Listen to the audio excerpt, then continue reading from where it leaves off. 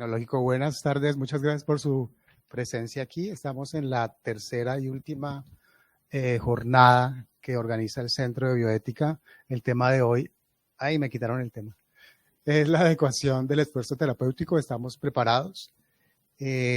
Usualmente estos espacios tienen, hay que decir que es mixto, entonces hay unas personas que están conectadas. Esperamos sus participaciones y sus preguntas más adelante. Lo que hemos hecho otras veces y que vamos a repetir en la estructura de esta sesión es que va a haber una charla, ya les cuento quién va a ser, y luego de su presentación vamos a hacer un panel con otros invitados que tenemos ya aquí.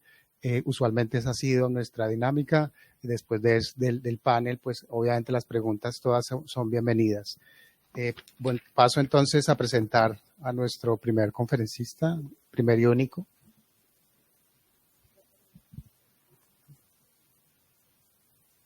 ¿Listo, Mark? Bueno, muchas gracias a Mark Stoltenberg. Me dice si lo pronuncié bien. Mark, voy a...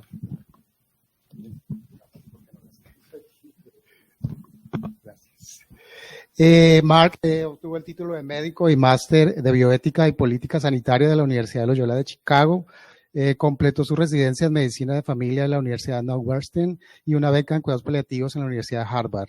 Completó una beca en salud global en MGH, así como una máster en salud pública de la Escuela Chan de la Salud Pública de Harvard.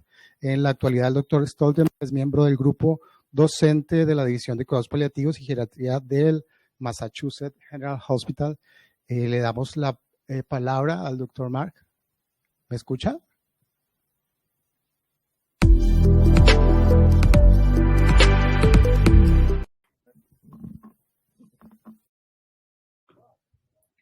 Hola, sí, estoy aquí, puedo escucharte.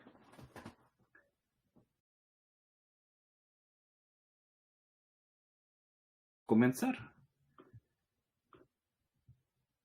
Muy bien, entonces estoy muy feliz para estar aquí con ustedes y otra vez, la verdad yo estaba en Cali como presencial en julio y qué pena que no pueda estar juntos con ustedes esta vez, pero virtual vamos a seguir. Bueno, entonces una oportunidad muy grande para mí para presentar sobre ese tema para ustedes para los próximos 30 minutos y estoy más emocionada por la discusión que nosotros podemos tener después. Entonces, estoy aquí para hablar con ustedes sobre los aspectos y dilemas bioéticos en torno a la adecuación del esfuerzo terapéutico. Entonces, en la próxima como 30 que vamos a intentar hablar, y primero es para reconocer los principios éticos fundamentales de beneficencia y no maleficencia y cómo puede ayudarnos para guiar la práctica médica. Con eso vamos a seguir para considerar cómo la toma de decisiones compartidas puede ayudar a ir más allá del simple paternalismo o la autonomía para lograr la adecuación del esfuerzo terapéutico. Y en la última parte vamos a introducir pocos habilidades específicas de comunicación para ayudar a lograr la decisiones compartidas. Muy bien, muchas cosas para hacer en 30 minutos, pero ya, vamos a intentar. Entonces, quiero comenzar para decir, yo creo que eso es como contexto que ustedes conocen muy bien. Y ahora tenemos tanta tecnología y pacientes que pueden vivir mucho más tiempo con algunas, a veces varios diferentes enfermedades crónicas. Y ahora puede ser mucho más difícil para saber qué es el correcto cosa a hacer, qué vamos a hacer, qué no vamos a hacer y cuándo es el correcto tiempo para quitar alguna de nuestras intervenciones. Es una pregunta muy, muy grande y yo creo que va a seguir muy grande e importante por la práctica de medicina en el futuro. Entonces es súper importante que estamos aquí para hablar de eso. Y cuando comenzamos pensando en eso, también quiero ponerle atención a todos, que la verdad muchos de los valores y los conceptos que vamos a hablar, la verdad no son nuevos. Solo es un nuevo contexto, pero los valores son muy viejos. Entonces eso es una pintura que siempre me encanta para mostrar cuando estoy haciendo presentaciones. Y fue un ejemplo, el nombre de esa pintura es El Doctor.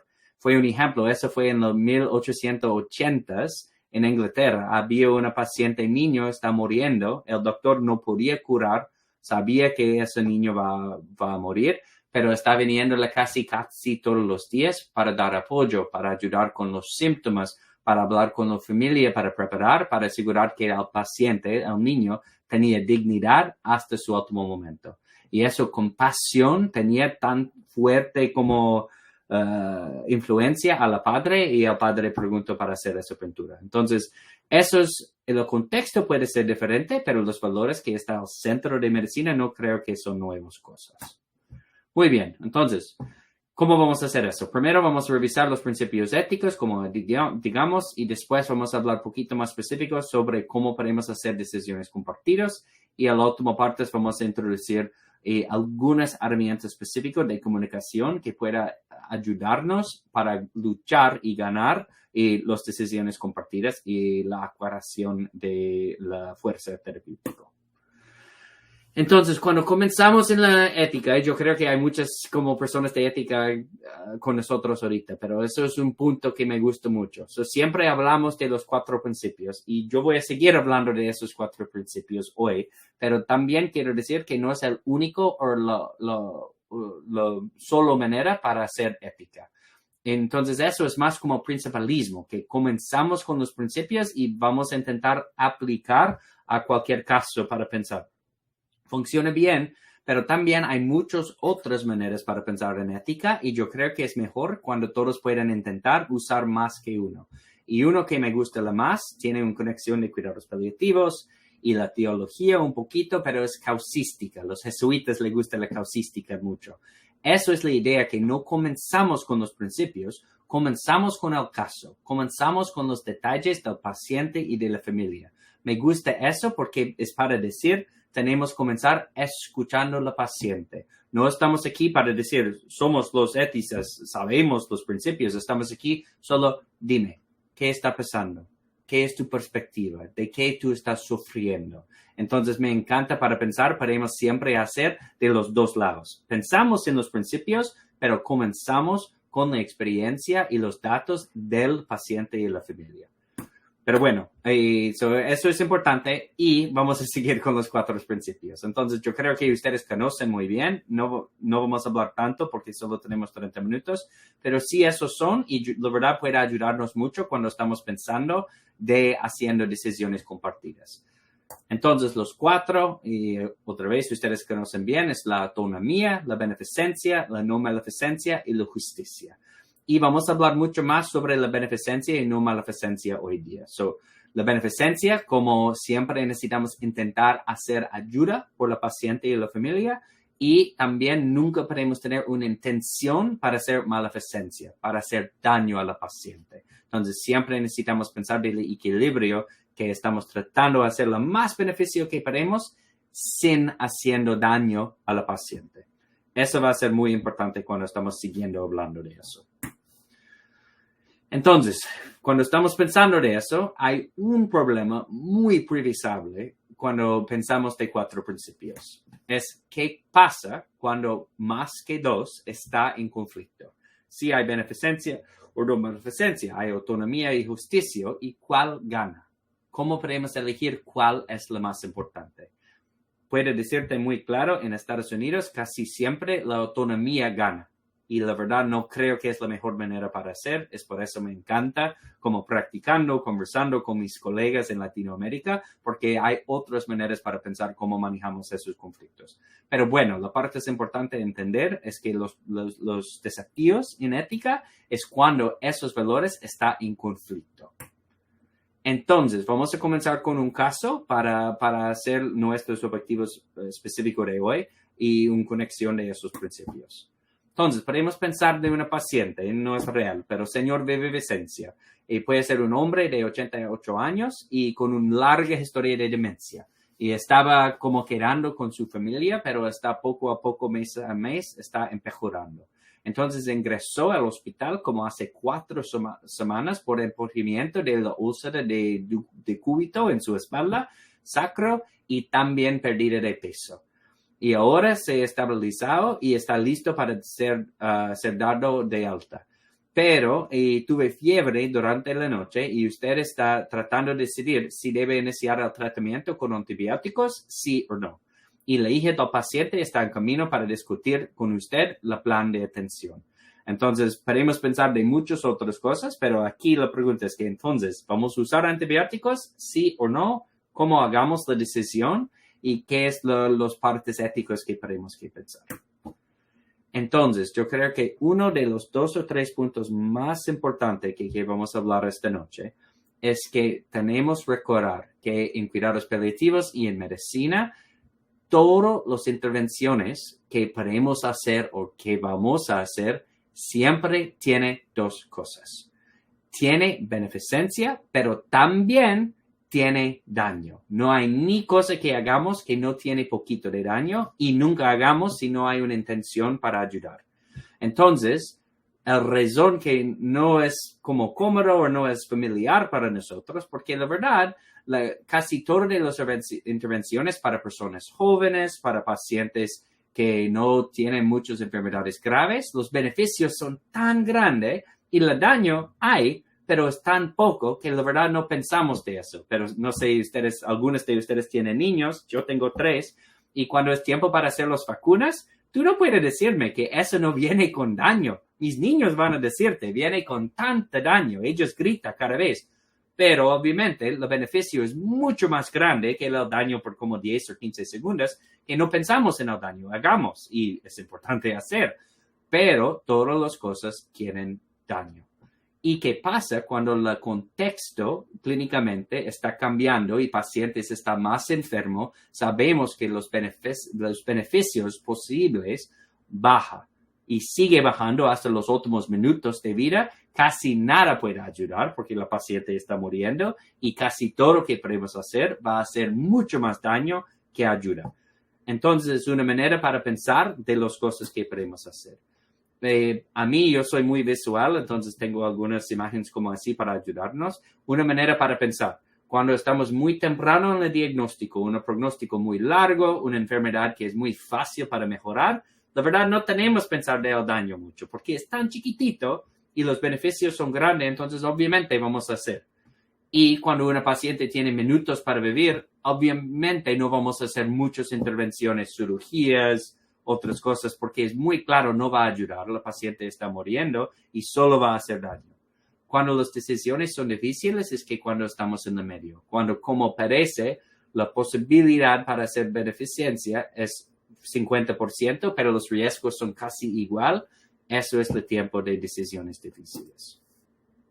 Entonces, cuando pensamos de esos riesgos y beneficios, o daño y beneficios, también una manera para pensar es el efecto doble, es otra parte de eso.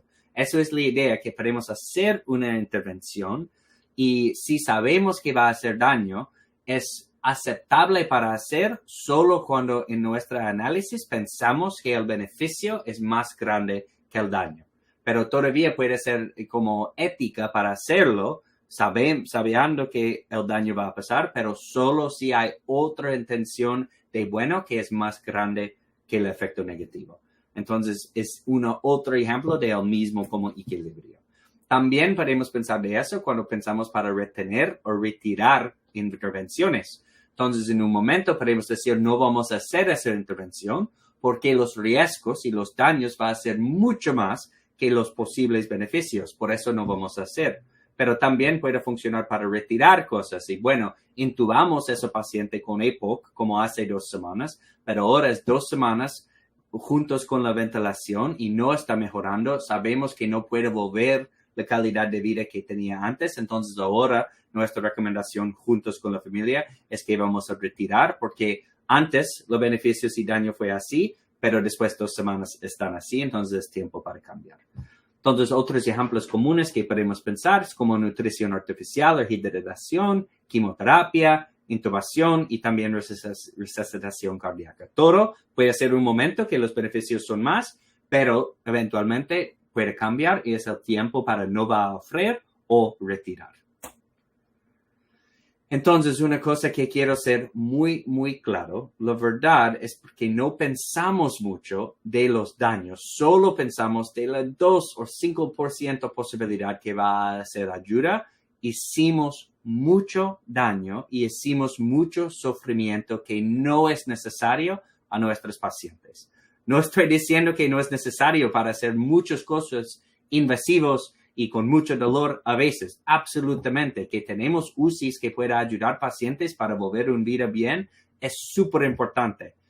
Pero hay muchos pacientes que sabemos que la posibilidad es muy chica y todavía estamos haciendo mucho, que puede hacer mucho daño que no es necesario.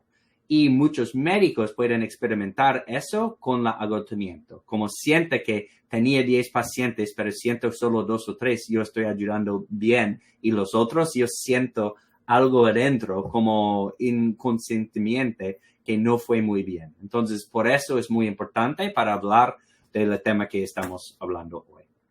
Ok, entonces pensamos de los beneficios y los daños, pero ¿cómo hacemos las decisiones? ¿Qué son nuestras opciones para ayudar a la familia y la paciente para hacer las correctas decisiones? Esa es la segunda parte de esa conversación que vamos a tener. Bueno, hay una manera poco viejo y yo creo que no es suficiente y no funciona muy bien, es el paternalismo. Eso es que el médico sabe lo mejor, entonces el médico va a hacer la decisión. Yo conozco los contextos, los riesgos, lo mejor, entonces por todos mis pacientes, yo solo voy a hacer las decisiones para los pacientes. Y obviamente sabemos ahora que eso no funciona. No todos los pacientes tienen los mismos valores, no todos los pacientes tienen las mismas preferencias para información y diferentes pacientes quieren hacer diferentes decisiones, entonces absolutamente no funciona el paternalismo. Pero la reacción del paternalismo fue otra cosa que también no es suficiente. Fue la idea de autonomía. Bueno, entonces, si yo no puedo hacer la decisión para ti, voy a decirte, bueno, tiene quimioterapia A, quimioterapia B o inmunoterapia aquí. Aquí son las investigaciones, puede leer. ¿Qué usted quiere hacer? No funciona tampoco. Y también si es un momento que el paciente y familia tiene tanto miedo que no puede procesar la información, absolutamente, ellos no tienen la autonomía como toda la información para procesar y entender bien para hacer esas decisiones. Entonces, la opción que el médico hace no funciona. La opción para solo dar opciones como un menú en un restaurante chino y puede elegir no funciona tampoco. Entonces, ¿qué es la otra manera de hacer? No podemos ser como un waiter en un restaurante. No tenemos ser un padre solo para decir eso es como tiene que hacer. ¿Qué otras opciones tenemos? Un ejemplo, en nuestro caso, recuerdas que vamos a usar antibióticos, sí o no. La opción de autonomía es por solo decirle a la hija, ¿quieres usar antibióticos, sí o no? Que ella sabe de infecciones, que ella sabe de los riesgos de resistencia, que ella sabe del contexto más grande de la demencia y si eso va a ayudar a la demencia o solo a la infección.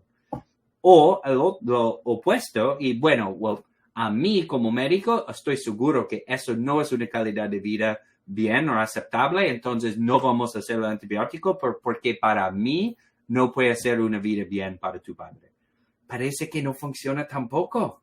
Entonces, ¿qué es la otra manera que podemos hacer eso? La idea es para hacer decisiones compartidas.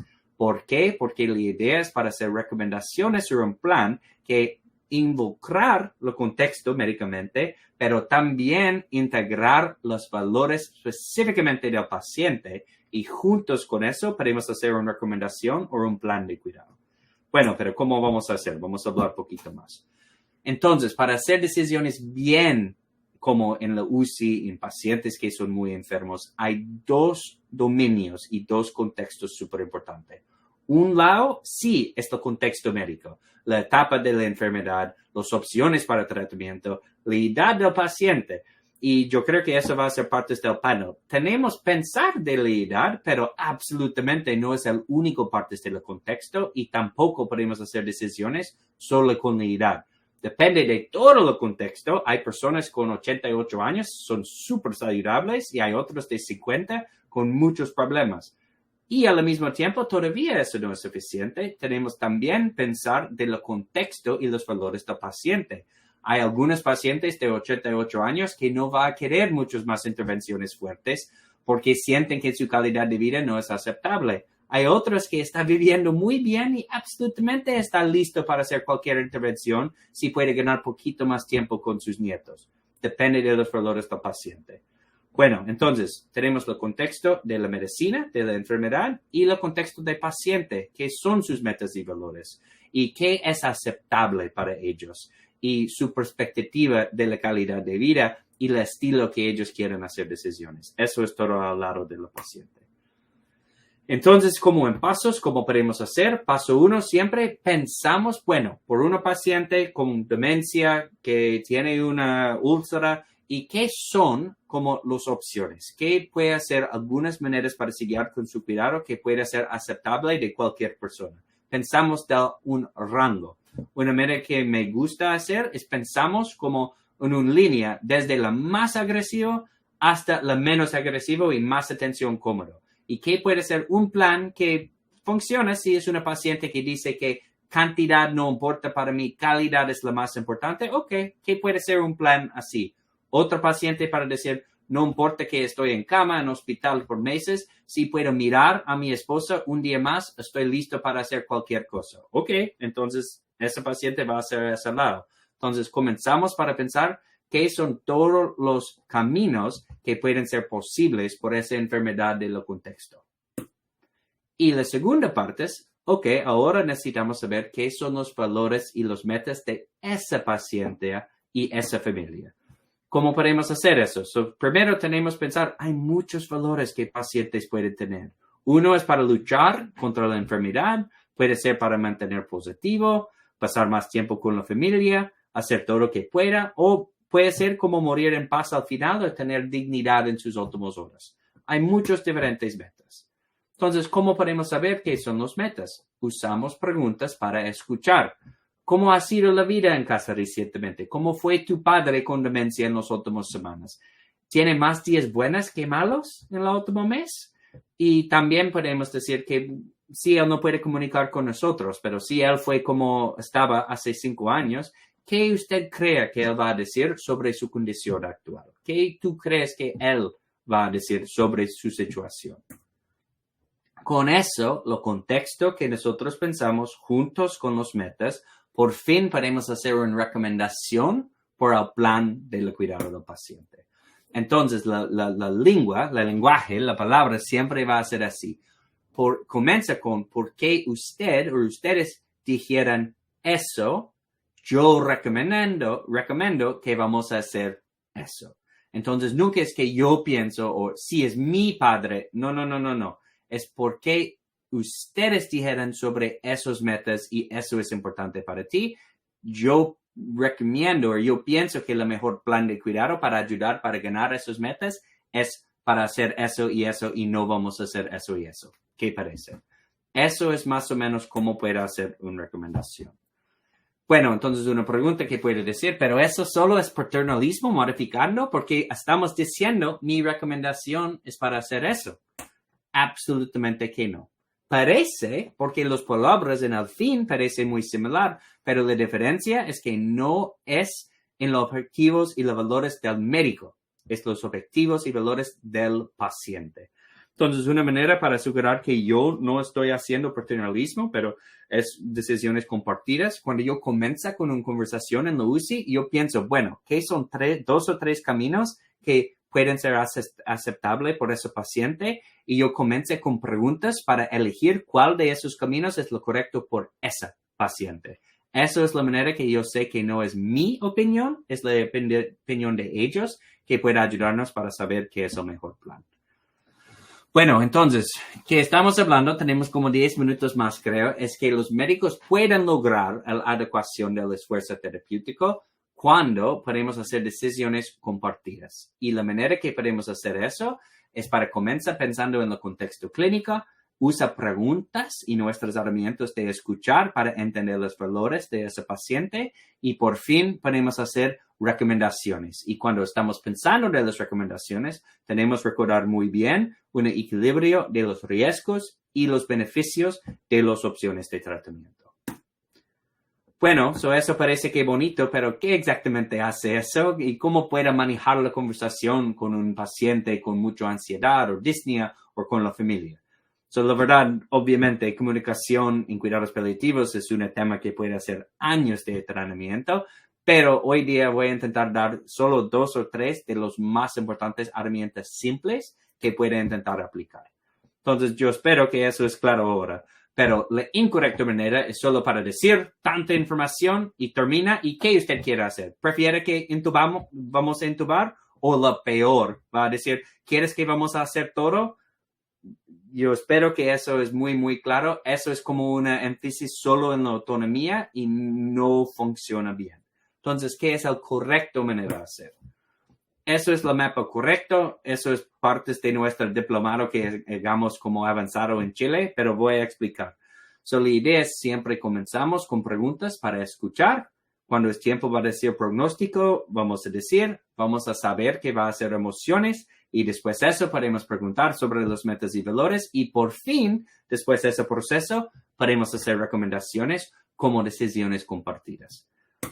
Y muy rápido porque no es posible cobrar todo de eso como en 8 minutos. Las partes más importantes. So, primero, cuando es tiempo para tener una conversación con un paciente para intentar hacer decisiones compartidas, tiene que comenzar con escuchar. Si comienza con diciendo todo lo que usted sabe de la enfermedad o el contexto, nunca funciona. Comienza con qué usted entiende sobre qué está pasando.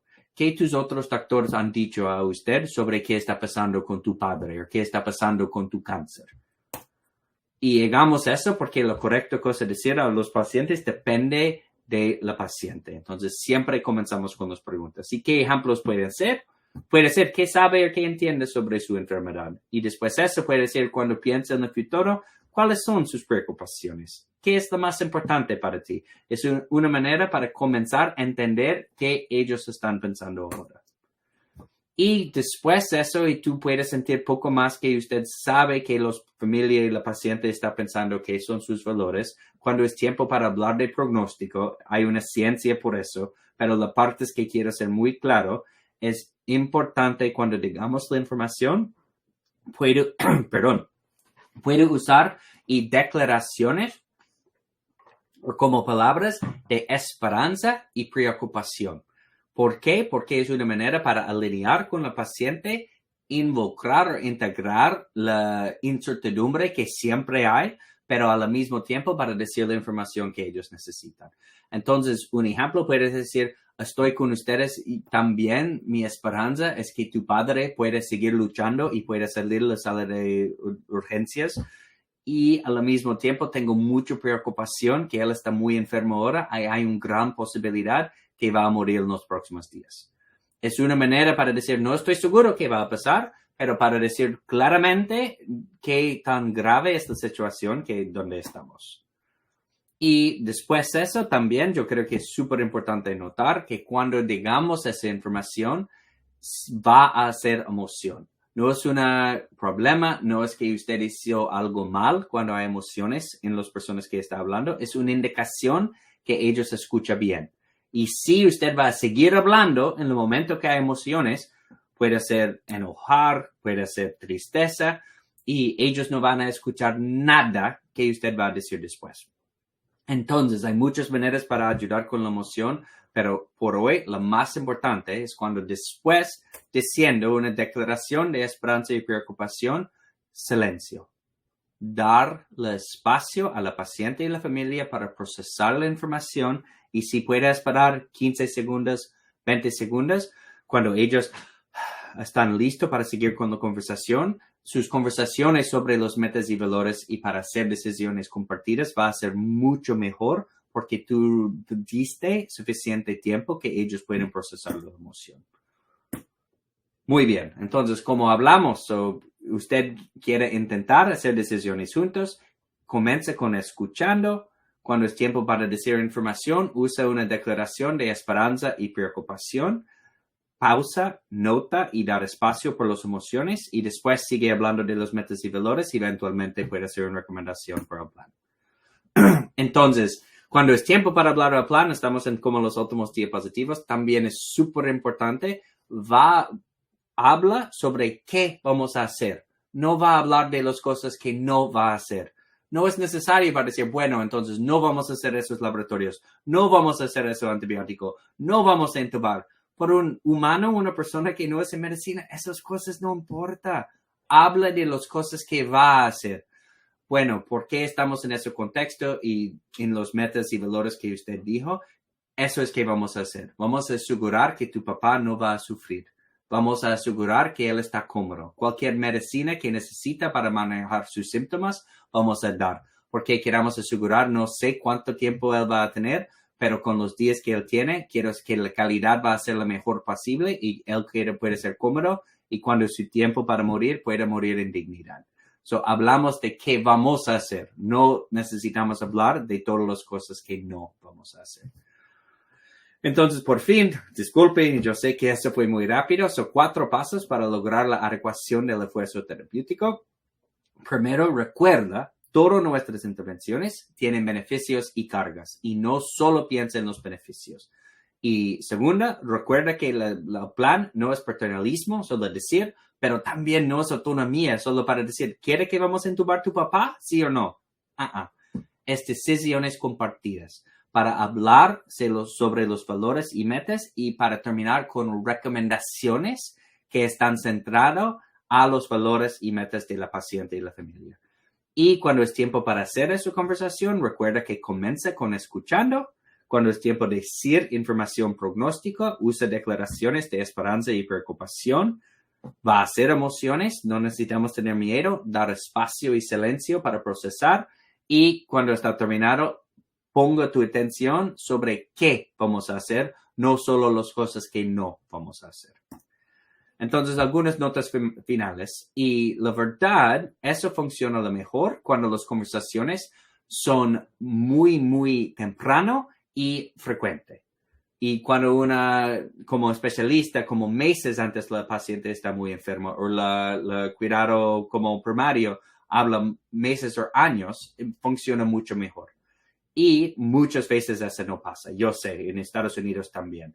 Entonces, muchas veces la primera conversación de eso está pasando en la UCI con un paciente gravemente enfermo y una familia asustada. Y yo sé que eso es el contexto de la mayoría de ustedes en su trabajo cada día. Y es trabajo difícil. Yo entiendo completamente. Lo mejor es que podemos tener sistemas que esas conversaciones están comenzando muy temprano, pero por ahora ustedes tienen que hacer por la primera vez en la UCI cuando el paciente está muy enfermo. Entonces, la parte que quiero decir a ustedes y estoy seguro que ustedes están tratando lo mejor que pueda. Entonces, por eso, gracias por como tu interés para venir aquí hoy para escuchar poco más sobre cómo puede hacer eso poco mejor. Y quiero decir que como mi misión y también muchos de mis colegas es que necesitamos cuidados paliativos, personas con herramientas en eso en toda América Latina. Y yo tengo esperanza como Álvaro, que va a hablar con ustedes. Él es una alumna de yo como hace 3 años. Necesitamos muchas más personas que no solo cambiar tu práctica clínica. Eso es muy importante, pero también cada persona que tiene como la semilla de cuidados paliativos, la semilla de compasión en la UCI, y necesitamos que esa persona va a hacer 5 más semillas. Enseña 5 más personas. Y solo es así que podemos en realidad cambiar la realidad local y también global. Entonces, por eso estoy súper feliz que estoy aquí para seguir conversando. Y mi esperanza es la próxima vez voy a estar en Cali con ustedes. Eso fue en julio en un hotel en Cali con mis 3 niñitos. Y la próxima vez yo prefiero que todos puedan estar juntos y mis niños puedan pasar tiempo con ustedes también. Entonces, yo terminé y estoy listo por cualquier pregunta, duda y podemos seguir conversando.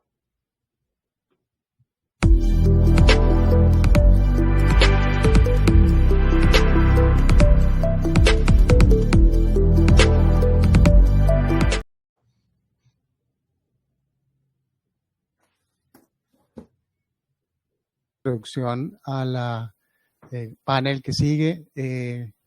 Muy generoso con su tiempo y con su conocimiento. Estamos allá con Latinoamérica en el fondo y lo felicito por su español, que es muy claro. Invito entonces a los panelistas. Empezamos con la doctora Mónica Vargas, médica, anestesióloga, intensivista, coordinadora del programa de especialización en medicina crítica y cuidado intensivo de la Fundación Valle de Lili. La doctora Liliana Martínez Sánchez, médica, internista, geriatra, jefe del servicio de geriatría de la Fundación Valle de Lili y hace parte de la Junta de la Asociación Colombiana de Geriatría y Gerontología. Y el doctor Álvaro Díaz Díaz, que ya lo conoce, médico internista de la Universidad CES y miembro del equipo de cuidados paliativos de la Fundación Valle de Lili. Yo quisiera empezar con la pregunta que inicialmente aparece allí y que es una buena introducción. Yo les voy pasando. Ok, gracias. Que aparece allí es con esta introducción que nos hace el doctor Stoltenberg. ¿Estamos preparados? No sé quién quiera empezar. Álvaro, que tiene el micrófono. Bueno, es minoría. Buenas tardes. Yo creo que es una pregunta que esperamos que con este encuentro, con este espacio, podamos estar más preparados. Creo que llegar a hablar de estos temas siempre es difícil, hablar de, incluso para nosotros como médicos, profesionales de la salud, pensar que muchos de los recursos que tenemos a la mano para poder usar por el bien de nuestros pacientes, como decía Mark, cuando en un momento son beneficiosos y empiezan por el curso de una enfermedad de un paciente, empiezan a volverse potencialmente dañinos o no suplen pues como el beneficio que pensamos, nos puede costar. Y creo que tener estos espacios de reflexión, de poder promover los enfoques desde el cuidado paliativo, desde una mirada integral, pueden ayudarnos a seguir haciendo muchas otras cosas por el bien de nuestros pacientes. Bueno, es una excelente pregunta, sorpresa. Efectivamente, estar preparados implica anticipación. Y digamos, desde mi panorámica voy a hablar de 4 anticipaciones. La primera, debemos prepararnos desde el punto de vista de la anticipación educativa. Los modelos educativos actuales que entrenan a personas que proveen cuidados en salud todavía van muy lento en proveer este tipo de información.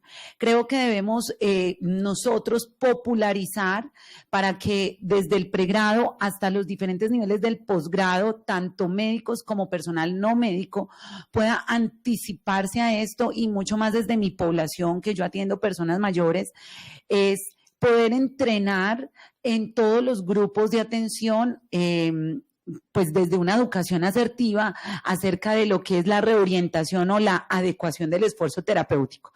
Y esto es algo que educativamente, ayer estuve en San Andrés, tuve la oportunidad de compartir con médicos de cuidado primario del archipiélago que me decían: doctora Heidi, llevamos 3 años pidiendo un paliativista y no lo tienen. Y es un territorio colombiano necesitado, no tienen geriatría, y de todos los médicos que habían en sala y enfermeras, ninguno había rotado ni por cuidados paliativos, ni por geriatría. Entonces necesitamos una anticipación educativa. No estamos listos a nivel educativo. Segundo, la anticipación social. Necesitamos, si bien ya tenemos políticas públicas en relación a la necesidad de proveer cuidados que nos permitan hacer esos procesos de transición de los hospitales de cuidado agudo. Esta es una clínica de cuidado agudo. Atendemos enfermedades de cuidado agudo, condiciones quirúrgicas, agudización de enfermedades crónicas, enfermedades de alta complejidad. Pero nosotros como Colombia no tenemos socialmente hospicios, unidades de mediana estancia que nos permita hacer una anticipación social. Entonces, desde el punto de vista social, no estamos listos. La anticipación desde el punto de vista asistencial.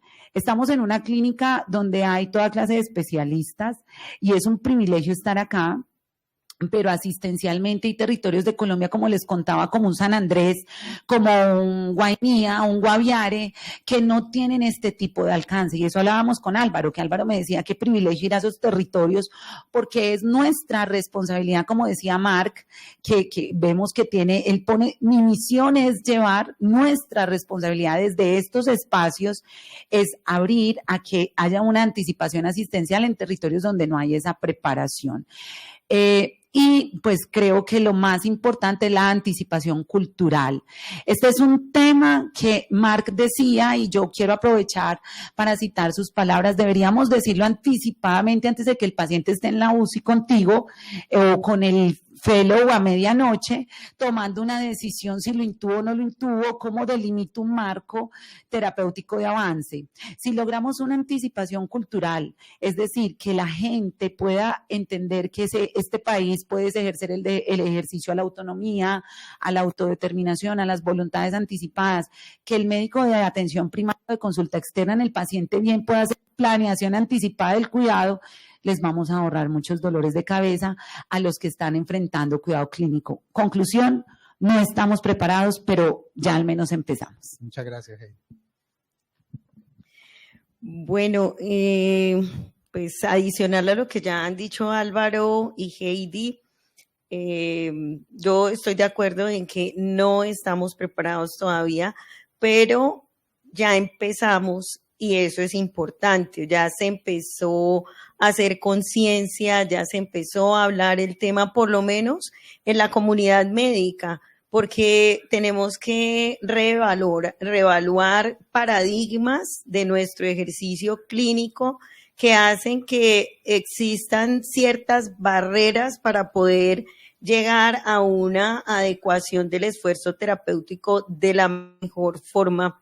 Y adicionalmente, esto, digamos, que va de la mano con algo que mencionaba Heidi ahora, y es que socialmente, culturalmente, tampoco estamos preparados para asimilar y asumir el final de la vida.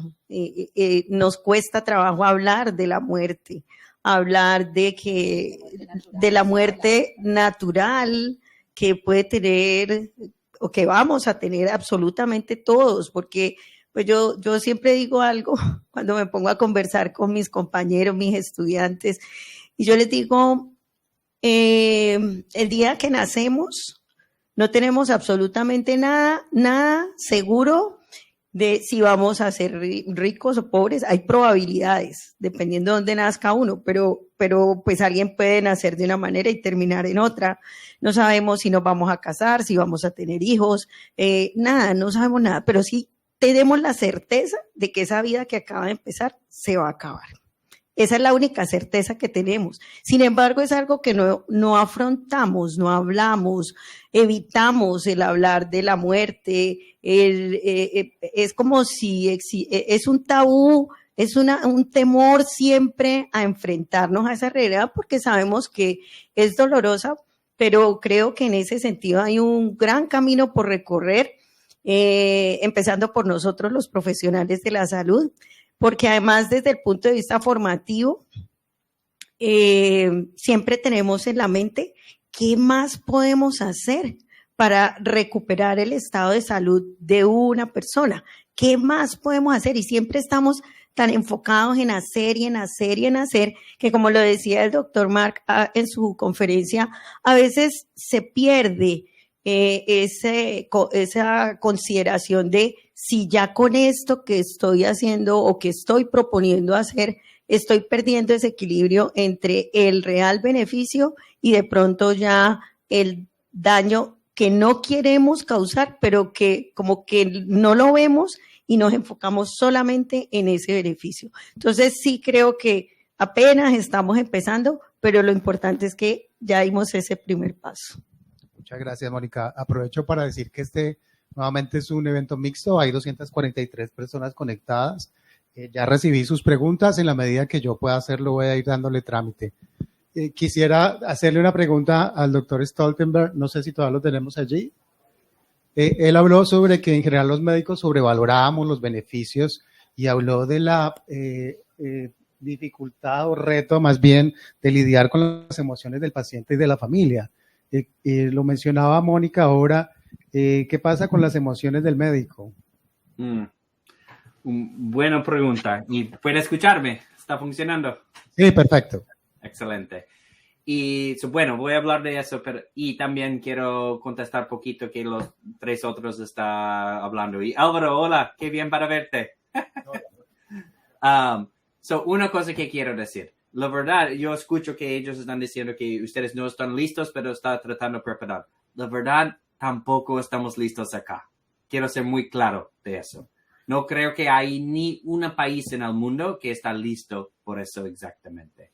Y yo no sé cuántos países ahora, puede ser 12 o 13 países, que yo enseño cuidados paliativos, incluir en Asia, en África y Latinoamérica.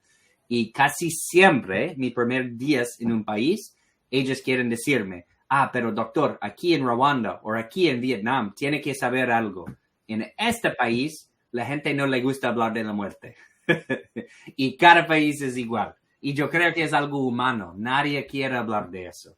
Entonces, quiero decir que todos en el mundo están tratando de aprender cómo nosotros profesionales pueden ayudar a nuestros pacientes y familias para procesar eso, porque la verdad, la cultura del mundo, casi nunca hay un lugar que somos muy bien para aceptar la muerte. Bueno, entonces, la carga de los médicos, yo creo que absolutamente es una parte muy grande. Y partes, yo creo que necesitamos pensar sobre nuestros propios valores y propio lente.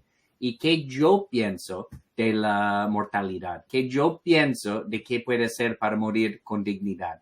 Y si no voy a dar espacio para reflexionar y pensar en eso para mí, para mis hijos, para mis padres, va a ser con mucha ansiedad cuando enfrentamos para nuestros pacientes. Entonces, absolutamente, yo creo que hay una carga para nosotros para manejar en eso. Y el primer paso es para dar poco espacio para reflexionar en nuestras propias experiencias y valores. Y si yo tampoco estoy listo para morir, pero sí podemos procesar nuestros sentimientos, podemos sentir poquito más listo y preparada para como confrontar los desafíos para nuestros pacientes y las familias.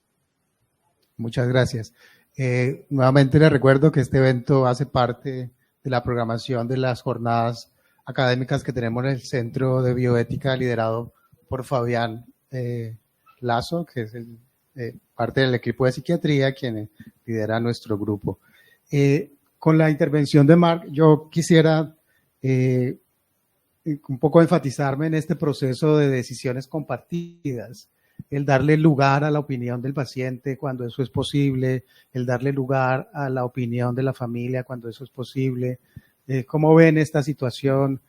¿Cuál ha sido su experiencia en ese proceso? No sé, ¿quién quisiera comentar? Bueno, ahora que yo escuchaba al doctor Marc, digamos, recordaba muchas situaciones que he tenido en la unidad de cuidados intensivos. De hecho, una de las preguntas que yo planteé es, ¿qué recomendación daría él en los casos en los cuales lo que uno recomienda no es aceptado, no es asimilado por la familia? Porque encontramos casos muy, muy complejos a veces, donde a pesar de hacer una explicación de la situación que estaba presentando el paciente, la familia no lo acepta, no lo asimila. Esa situación es tal vez una de las más desgastantes que tenemos los médicos que estamos atendiendo a los pacientes en ese momento. Es estar como entre la espada y la pared, es una encrucijada difícil de sobrellevar. Y me gustaría pues ahora que él de pronto nos hablara sobre eso. Yo tengo que confesar que a diferencia de lo que el doctor plantea, que primero pregunta, a veces lo hago diferente. ¿En qué sentido? En que me siento con la familia y les explico desde el punto de vista médico, con palabras que ellos me puedan entender, qué está pasando con el paciente. Y como médicos, de manera objetiva, no Mónica como médica, sino desde el punto de vista del conocimiento médico que hay, cuáles son las probabilidades de respuesta, de recuperación, qué tan severo, qué tan grave es lo que tiene, para que ellos tengan un poco más de elementos y de información que les permita entender de pronto esa propuesta que va a venir a continuación de parte nuestra de adecuar esos esfuerzos.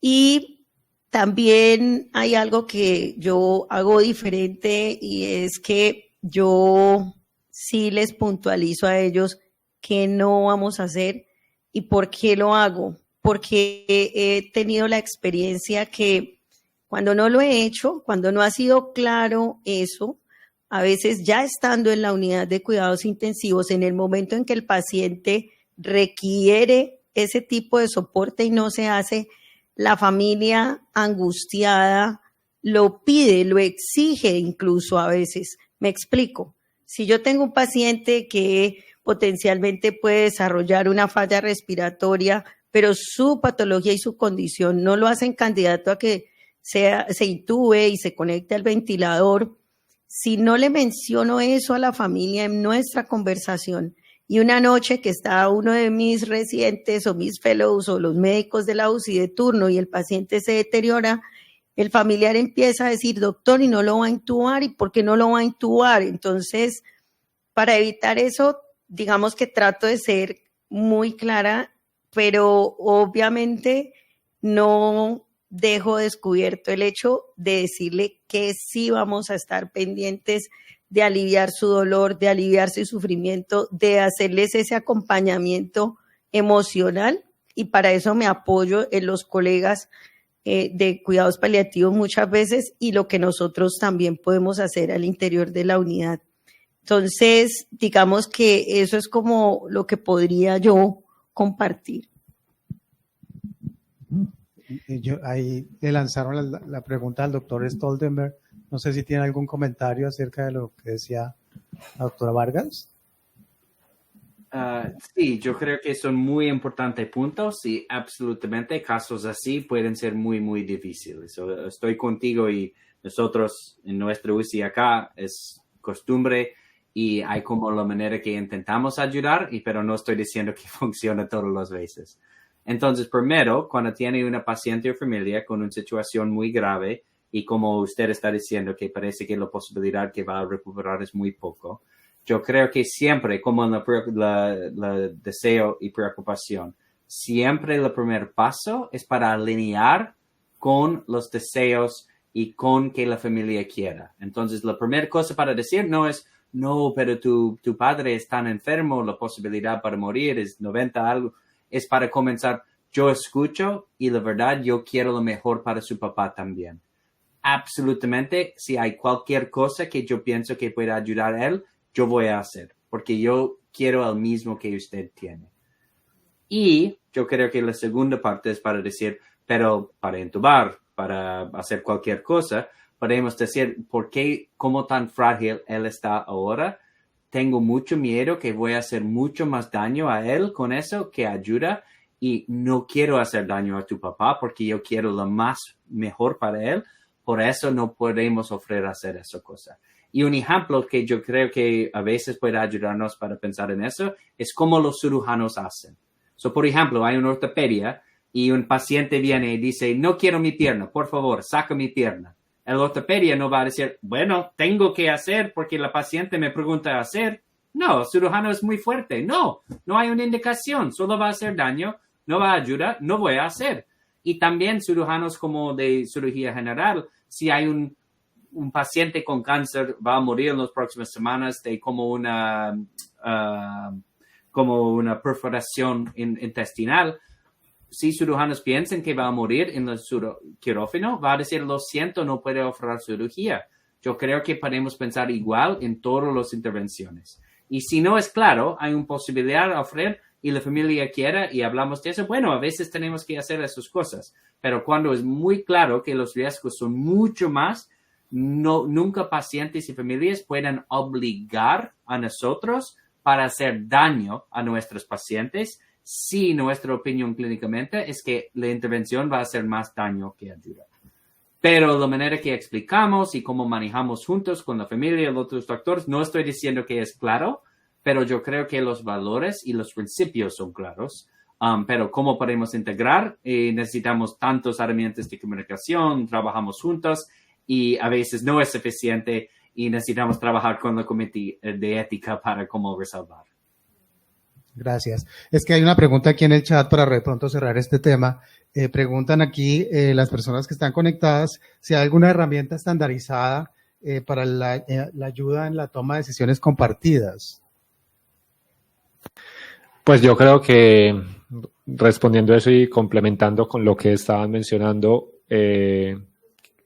quiero pues también retomar lo que decía Mark, y es que es muy importante como unir las dos realidades, y es el contexto médico, que es pues una realidad que nos habla de un proceso de salud, de una situación pronóstica, unas posibilidades terapéuticas que puedan buscarse para el mayor beneficio, porque ciertamente como médicos y profesionales de la salud siempre vamos a buscar lo que más beneficio tenga, y todo lo que hagamos o también lo que no podamos hacer sea en esa línea.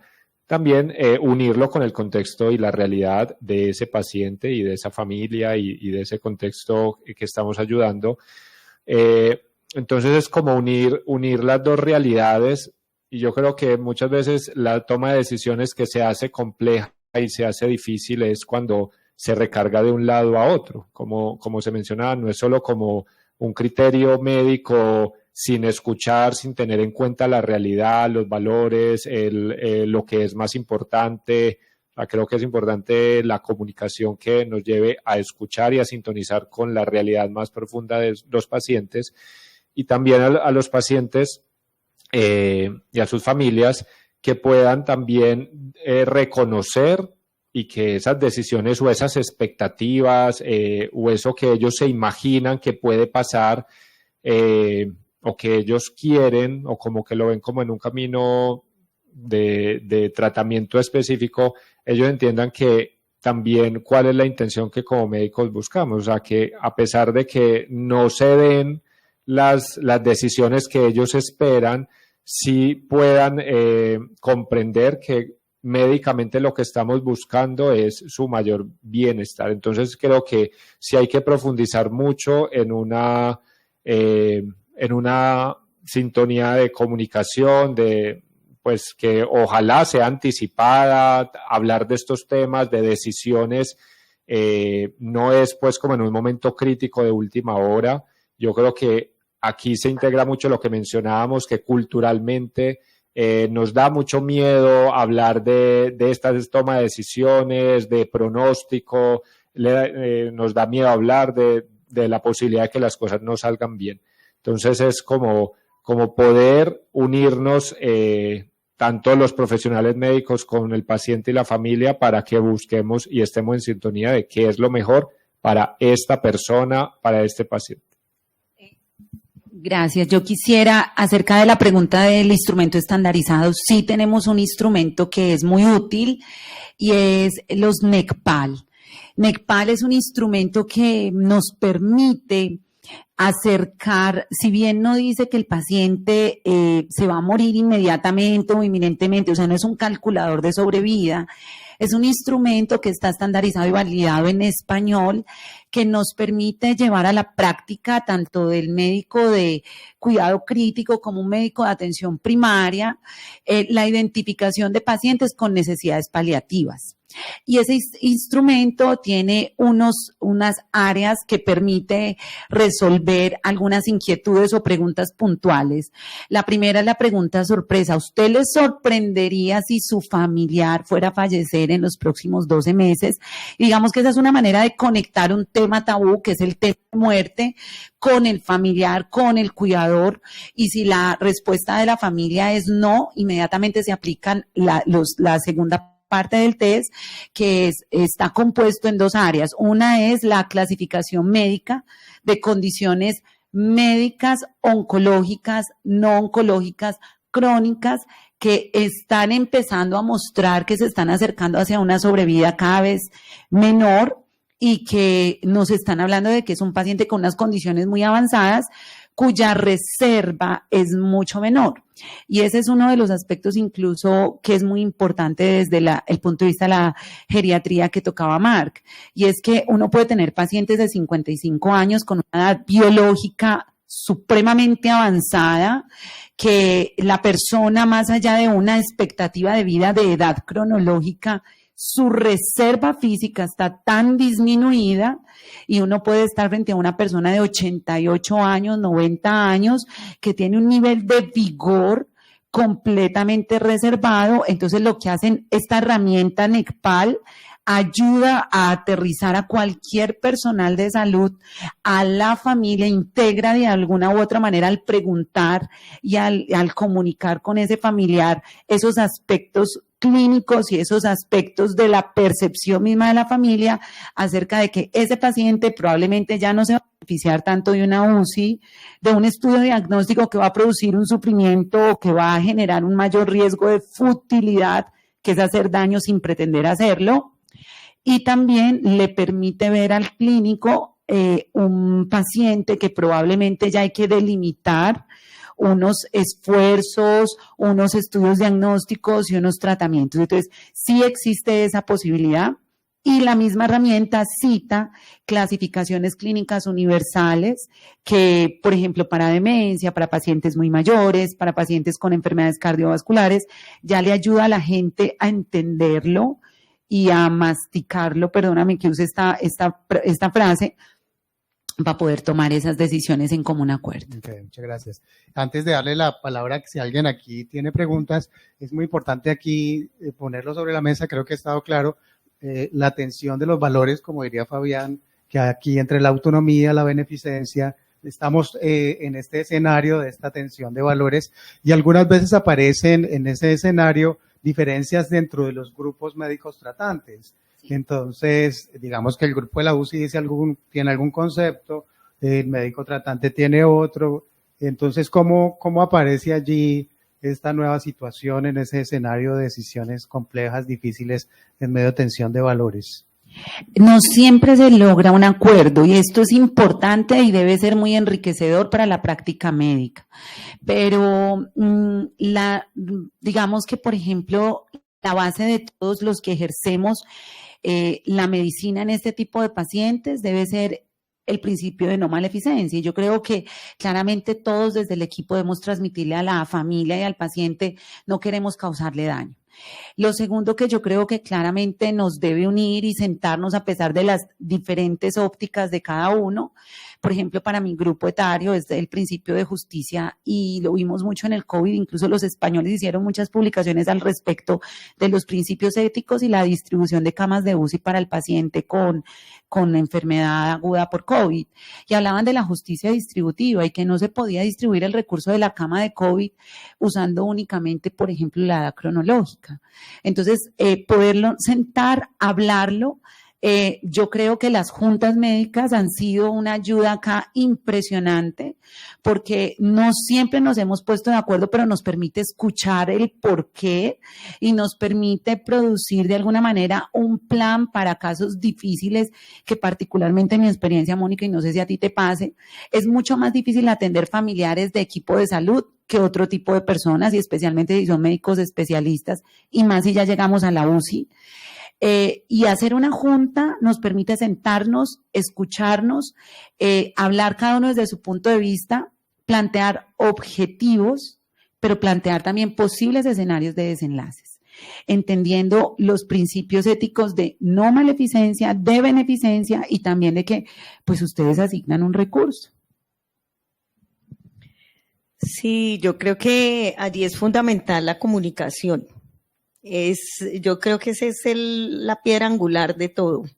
Yo cada vez que tengo este tipo de situaciones donde tengo de pronto alguna duda frente al pronóstico de un paciente, yo llamo a mi colega.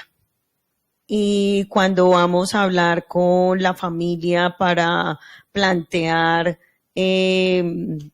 adecuación del esfuerzo, me gusta que esté allí. O sea, no lo hago, trato de no hacerlo sola, a veces lo hago sola, pero en ciertos casos lo involucro y le digo, ven, vamos a hablar. ¿Por qué? Porque es que ese colega, por ejemplo, pongo un caso, el de los especialistas quirúrgicos. El paciente llega a la consulta de este especialista cuando es una cirugía electiva, y a quien conoce primero es a él.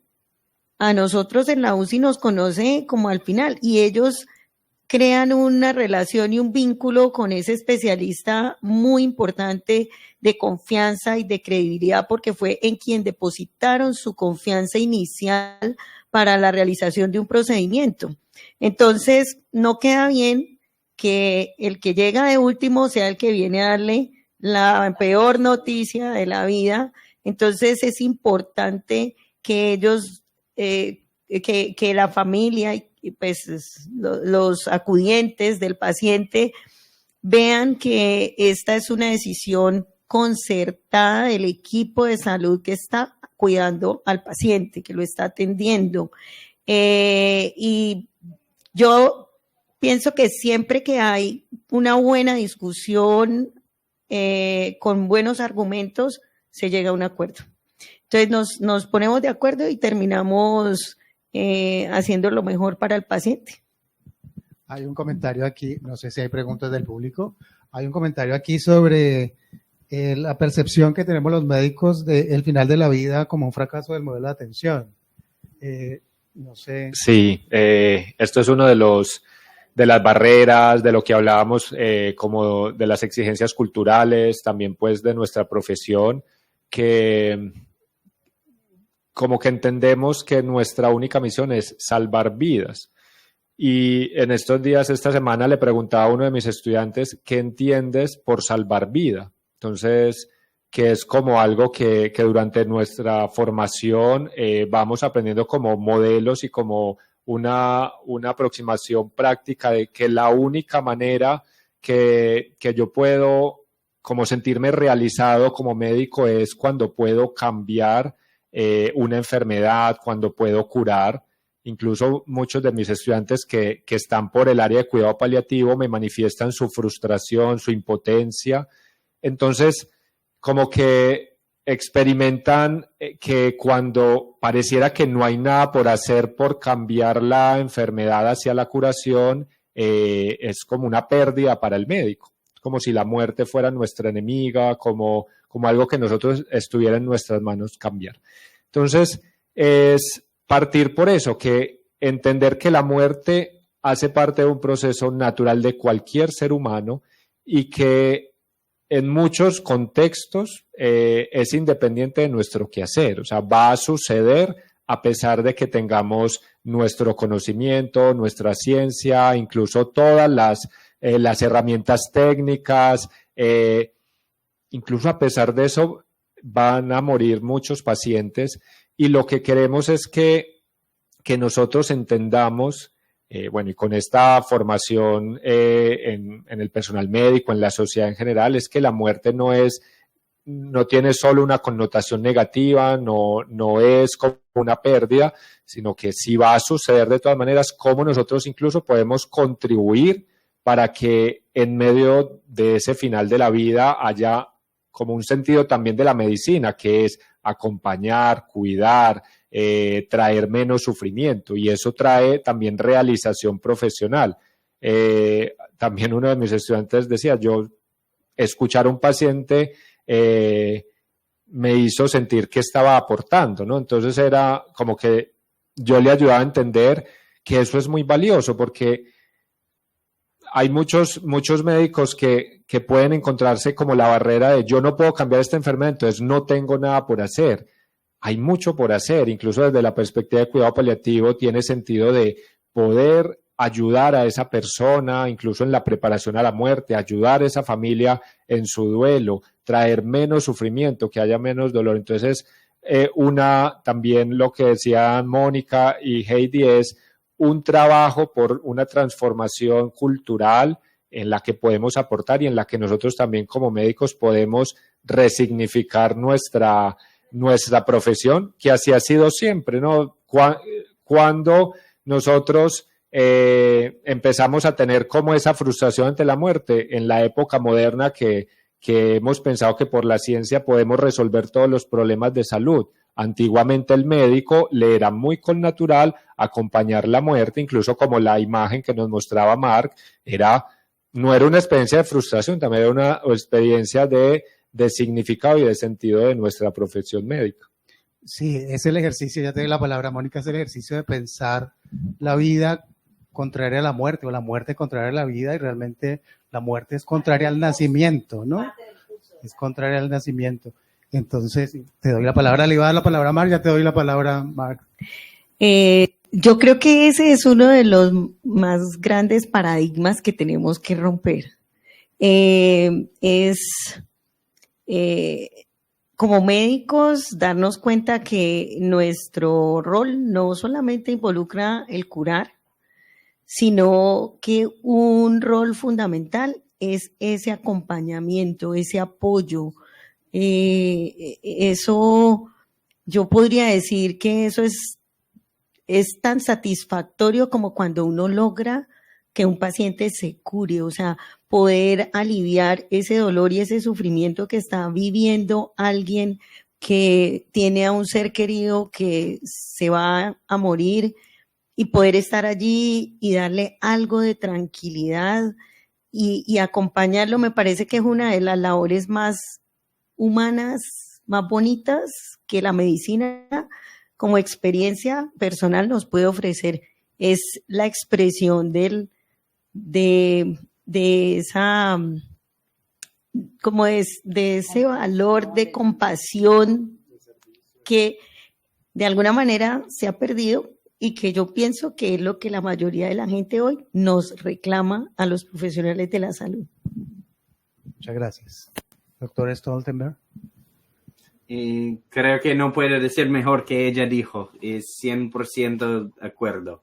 So, como yo dije, como la pintura que yo mostré, y creo que muchos de la columna de la historia de medicina fue compasión, fue presencia para dar a las familias.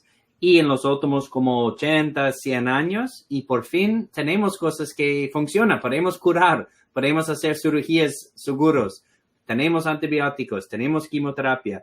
Es muy bueno, no quiero volver cuando no tuvimos, pero cuando comenzamos con eso, pensamos que, bueno, eventualmente vamos a curar todo. Pero como ella dijo, 100% de pacientes van a morir eventualmente. Entonces, yo creo que absolutamente un trabajo esencial para médicos, enfermeras, todo en medicina, es que necesitamos recordar que cuando no podemos curar, no podemos prevenir, a veces la más importante trabajo comienza. ¿Cómo podemos dar compasión? ¿Cómo podemos dar atención a la calidad de vida en la frente de enfermedades graves? Y si en las últimas semanas y días, si la paciente está muriendo también. Entonces, yo creo que es algo que necesitamos poner adentro de medicina otra vez. Uno, para ayudar con los pacientes, pero también, como ella está diciendo, es una manera para como ganar resiliencia en nuestra práctica. Porque si sentamos que solo ganamos cuando pacientes pueden seguir viviendo, eventualmente en todo tu trabajo vas a sentir muy mal porque todos van a morir eventualmente. Pero puede buscar para maneras para mejorar la calidad de vida, para dar otra memoria con los nietos, como otra manera para pensar o crecer en sus sentimientos, para disfrutar su vida. Esas son cosas que podemos ganar y yo creo que es súper importante que todo el sistema de medicina pueda recordar esa historia. Muchas gracias. Ahí hay varios retos que mencionaba ahora, ya te doy la palabra. Tiene que ver uno con aprender y enseñar acerca de tolerar la incertidumbre. 2, aprender a escuchar, la escucha activa. Y 3, pues lo mencionamos al principio y nuevamente aparece ahí la regulación de las propias emociones. Yo como psiquiatra puedo decir que es muy difícil enseñar estas habilidades que yo creo que el médico necesita. Entonces, no sé si ustedes qué comentarios tienen al respecto. Yo quisiera traer un poco de lo que los colegas han hablado, y es que no podemos desensibilizarnos frente al sufrimiento. Y esto viene desde nosotros mismos en nuestra práctica, porque podría incluso terminar convirtiéndose como una especie de mecanismo de defensa frente a la contrarreferencia que puede producir el sufrimiento, sino también en la forma en que transmitimos nuestra actividad docente. Y esto de sensibilizar al sufrimiento me hace recordar algo pues muy lamentable.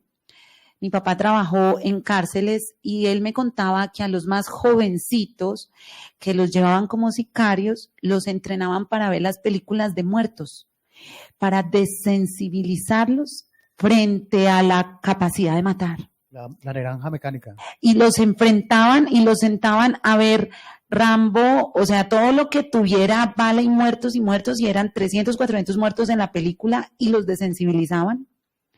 Y lamentablemente nosotros en medicina todos los días enfrentamos pérdidas. Y esa persona que se muere no es una estadística, no es un indicador de mortalidad de mi servicio. Es una persona con una historia de vida, con una familia, con un componente social. Y yo no puedo decir que en este momento, que yo llevo tantos años ejerciendo la medicina, no me duela el sufrimiento del otro. Tiene que pasar algo dentro de mí. Había algo que cuando se preparó esta conversación hablaba el doctor Fabián y decía, la familia lee mis sentimientos, lee mis percepciones, aunque no me lo esté expresando. Y enfrentarse a la atención de personas, no números, no estadísticas, personas, debe llevarnos a nosotros a entender que hay un sufrimiento. A mí se me puede estar muriendo un paciente de 102 años que cualquiera diría, humanamente, pues ya es justo que se muera. Pero para ese paciente, su significado ontológico, para esa familia, el significado social de ese abuelo, lo podían ver como un patriarca o una matriarca, tiene unas connotaciones de resonancia emocional de sufrimiento que a mí no se me pueden olvidar y que me tienen que llevar a ser sensible frente a eso.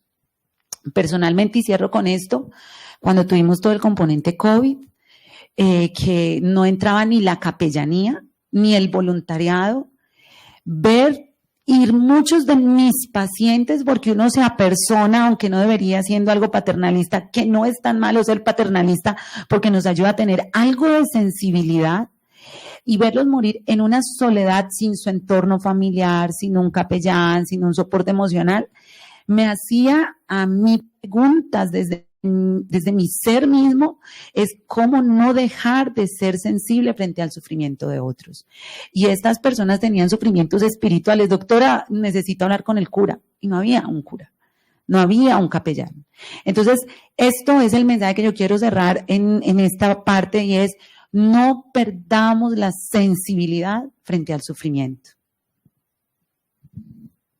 Yo creo que una de las formas de aprender es con el ejemplo. O sea, si yo como docente, en mi ejercicio, mi estudiante me ve que yo soy compasiva, si tengo ese comportamiento, es ver un modelo y ver cómo reacciona la gente ante eso que uno como profesional puede dar y ofrecer. Las lecturas son importantes, estas reuniones donde se expone el tema, donde se plantean diferentes puntos de vista, donde se hace un enfoque y se le dan herramientas a la gente para que cada uno pueda desarrollar esa forma particular. Cada uno encuentra la de él o la de ella, pero basado en unos elementos. Eso creo que todo sirve para que tratemos de no perder esa humanidad y esa compasión y de cultivarla. Yo no sé, ¿vas a opinar de esto? Es que faltó ahí el asunto de la incertidumbre, ¿no? De cómo lidiamos con la incertidumbre, y también creo que también se enseña con el ejemplo ahí. Sí, en ese sentido, porque pues es algo que yo me encuentro pues como con algunos de los otros colegas o incluso los médicos en formación. Es una de las emociones y de las experiencias que es más difícil de tolerar, como la frustración, la incertidumbre, de lo que genera no solo la muerte, sino el sufrimiento, ¿no? Y situaciones tan complejas que incluso a veces es el componente médico, en algunos casos es el componente, por ejemplo, familiar, social, espiritual, que nos encontramos en el tipo de casos, de situaciones en el día a día. Entonces es como yo creo que habla muy bien también de lo que los médicos tenemos en nuestra vocación, en nuestro sentido es queremos ayudar y queremos hacer, pero es como que no todo depende, ¿no?, de nosotros. Y yo les explico que incluso el término paliativo, el significado de la palabra es alivio, ni siquiera es resolver todos los problemas. Las personas y sus familias, incluso en estos procesos de enfermedad tan compleja, lo que les vamos a poder ofrecer es disminuir la carga de sufrimiento. En el ser humano no está la capacidad de erradicar el sufrimiento, pero sí es darle un sentido también a ese deseo de ayudar, y es como transformar esa frustración en una compasión, pero en una compasión activa, que se comprometa. Hoy en día yo creo que parte de lo que nos puede retar a los seres humanos es el compromiso ante el sufrimiento del otro, es decir, qué vamos a hacer, pero no para resolverlo, porque a veces el sufrimiento también nos incomoda, como que nos angustia, pero es decir, bueno, ¿yo qué voy a hacer con esa angustia? O sea, el problema soy yo, de la angustia, de la frustración, o qué tengo yo para poder aliviar y sobrellevar el sufrimiento del otro. Y a veces es con la presencia, como decía Marc, con la escucha. Yo a veces me encuentro pacientes que yo no les tengo que poner ni una gota de morfina para su dolor o algún medicamento para calmar la ansiedad. Uno descubre que incluso con estar ahí, escucharlos, acompañarlos, consolarlos, estar presentes, que ellos experimenten que estar presentes, disminuye su sufrimiento y no les resolví de pronto el problema, no sigue la misma enfermedad o sigue la posibilidad de morir, pero entonces yo creo que eso es como lo que puede ayudar a que nuestra angustia, nuestra incertidumbre se vea transformada también con como con la posibilidad de que esto se puede ayudar a aliviar. Yo quisiera hablar algo sobre la incertidumbre muy corto. Sí, Con respecto a la incertidumbre, una de las estrategias que yo uso con el paciente y su familia es vamos a vivir un día a la vez. Y esto es muy importante porque hay pacientes que le dan a uno sorpresas maravillosas y no siempre que se hace paliación es porque el paciente va a un fin de vida. Y yo he tenido pacientes demasiado críticos en condiciones muy difíciles que les vamos ofreciendo dentro de ese marco que se delimitó en un acuerdo casi siempre con el equipo y la familia. Y el paciente nos da sorpresas de que puede mejorar su sobrevida mientras acompañamos su calidad de vida. Pero el decirle a la persona, vamos a enfrentarnos a algo que tiene probabilidades matemáticas con desenlaces diferentes, pero vamos a vivir un día a la vez ofreciéndole los recursos que podamos para ayudarlo a soportar en la medida de lo posible mientras su mismo cuerpo nos va a ir dando una respuesta. Hay una estrategia cognitiva, ¿no? Estar presentes en el presente. Para el doctor Stoltenberg y para los panelistas, las otras disciplinas, ¿cómo participan en este proceso en los diferentes escenarios clínicos, psicólogos, enfermeras, trabajadores sociales? ¿Cómo ve usted ese ejercicio interdisciplinario, transdisciplinario? Sí, súper bien pregunta. Y voy a decir que es la como mejor y también yo sé que no siempre es posible, pero sabemos que cuidados paliativos es para ayudar con sufrimiento y sabemos que sufrimiento es multidisciplinario, no es solo síntomas o problemas de la medicina del cuerpo. También puede ser espiritual, puede ser psicosocial, puede ser de la comunidad, puede ser de su habilidad para cómo mover en su casa y hacer sus cosas diarias. Entonces, para ayudar con sufrimiento, la verdad no podemos hacer bien si no es un equipo multidisciplinario. A lo menos un médico, enfermera, psicóloga, capellano y también terapia físico y hay muchos más que pueden ayudar también. Entonces, absolutamente, yo creo que la única manera para hacer bien es para ser multidisciplinario. El problema es en muchos lugares todavía no tenemos equipos de todos. Entonces, muchas veces los médicos o los enfermeros tienen que intentar hacer el básico de psicología, el básico de sufrimiento espiritual. Entonces, yo creo que es importante, todos pueden hacer el básico de todos los diferentes tipos de sufrimiento y la visión y la misión es eventualmente todos tienen un equipo de todos los disciplinarios. Gracias. No sé si ustedes tienen algún comentario al respecto. No, yo creo que clarísimo. También yo llamaría la atención acá del apoyo jurídico. He tenido casos puntuales donde, por ejemplo, tuve un caso donde mi paciente sufría porque quería hacer un trámite jurídico que todos los médicos le habían impedido hacerlo y que, digamos, cuando yo fui simplemente viendo que tenía la posibilidad de ejercer su autonomía, se le trajo el notario, ella dice que ese día ella dejó de sufrir y de angustiarse por ese trámite puntual.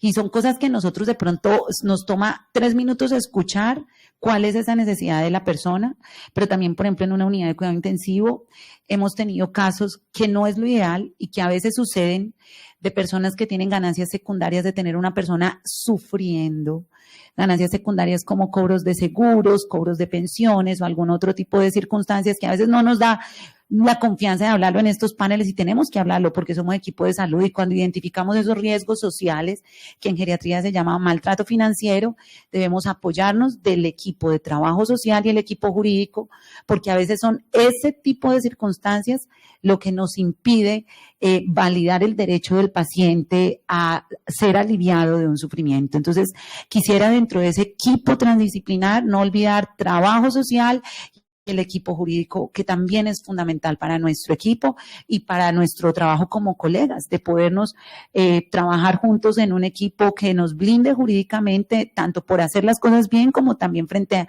a ese tipo de problemáticas que podemos enfrentar en el día a día con familias de diferentes circunstancias. En este concepto de la inercia, el doctor Chavarro, una pregunta que se tuvo que ir, y es que también está la adecuación del esfuerzo diagnóstico. Sí. O sea, hay otro reto y es, yo lo mencioné. Bueno, ahí cómo se hace, el proceso es el mismo, la toma de decisiones, no sé quién quiera comentar. Ok, yo, sí, porque yo lo toqué inicialmente. Yo más que usar la palabra adecuación, por eso cuando se le dice a la gente vamos a adecuar, es como decirle lo que usted le hemos dado no es adecuado. Yo prefiero usar la palabra reorientación. Y cuando yo lo hago con pacientes en los que puntualmente veo que el riesgo de un estudio diagnóstico va a superar su beneficio, le puedo causar futilidad cuantitativa o cualitativa, que eso es un concepto bastante global y grande, o algún tipo de daño, o que ese estudio diagnóstico no me va a permitir llevarlo a desenlaces de decisiones puntuales, prácticas que van a beneficiar al paciente, aconsejo no hacerlo. Y lo aconsejo abiertamente a la familia y lo aconsejo abiertamente al equipo de salud y lo registro en mi historia clínica, porque es que a veces lo decimos pero no lo escribimos, entonces el intensivista queda como que sí y como que no. Y esto es fundamental porque también, y yo lo enseño, esto es un tema también de economía de la salud como médicos, tomar exámenes que no van a tener un propósito, un sentido para un plan terapéutico que mejore los desenlaces del paciente, es un despilfarro, es una forma de corrupción económica. Todos somos ordenadores del gasto y es una forma también de que los servicios de salud sean sostenibles desde un principio ético de justicia distributiva de asignación del recurso, donde el estudio diagnóstico tenga un propósito de una toma de decisión que no cause una futilidad y que vaya alineado a los valores de mantener la calidad de vida de los pacientes. Pues yo agregaría que esto pues la adecuación diagnóstica es cuando, sí, la inercia es como que estamos mirando quizás solo la enfermedad o la patología y como que los protocolos nos dicen que hay que actuar de una manera de tomarse ciertos exámenes y esto, bueno, como la reflexión es que muchas veces nuestra manera de aproximarnos en la medicina o de pensar que estamos haciendo algo es cuando estamos haciendo muchos exámenes o incluso transmitimos que eso es como que lo que el paciente y la familia sienta que se le está haciendo algo. Entonces, es importante educar, comunicar y transmitir que, como dice la doctora Heidi, los exámenes diagnósticos es un apoyo con el fin de buscar estrategias de un tratamiento o de mayor bienestar. Y eso debe quedar muy claro y en nuestras estrategias de educar, de comunicar, no solo a la familia, sino al personal en la salud, para que entendamos que los pacientes no solo son el diagnóstico y de seguir unos protocolos. Hay pacientes que pueden tener unos signos clínicos, un diagnóstico, y no es como tengo que seguir repetidamente lo que siempre se hace, sino en este contexto, en esta realidad, ¿qué estoy buscando? ¿Cuáles son los objetivos terapéuticos?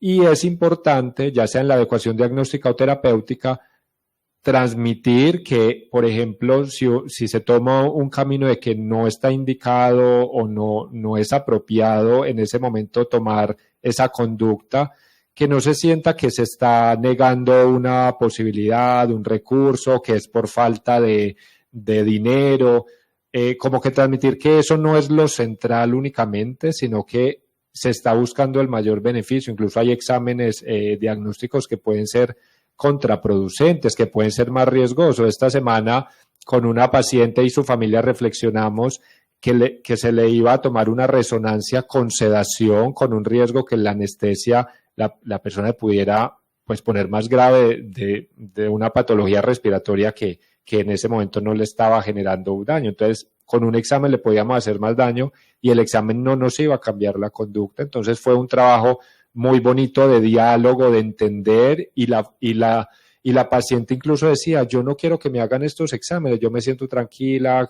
O sea, como que también escuchar a la paciente fue muy importante y da como mucha paz también de decir, bueno, este camino no es el que más beneficio va a tener. No quiere decir que no vamos a hacer otras cosas, vamos a seguir con otras conductas, ¿no? Mónica. Pues Perdón, yo diría que... Perdón un segundito, aprovecho para decir que tenemos 382 personas conectadas virtualmente todavía. Bueno, yo diría que uno adecúa la solicitud de estudios diagnósticos teniendo en cuenta el contexto. O sea, cuando uno no pierde de vista el hecho de que uno trata pacientes o personas y no enfermedades.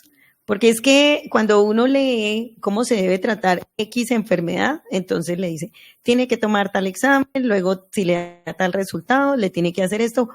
Pero lo que uno aprende es que eso es aplicable dependiendo del paciente al que yo estoy atendiendo. Entonces, el no perder de vista a quién estoy yo tratando, cómo está ese paciente que puede tener esa enfermedad y si realmente le puedo ofrecer algo que le beneficie, es lo que le puede ayudar a uno a establecer si es pertinente o no hacer estudios diagnósticos y a explicarle con buenos argumentos al paciente y a su familia por qué no es conveniente realizarlos.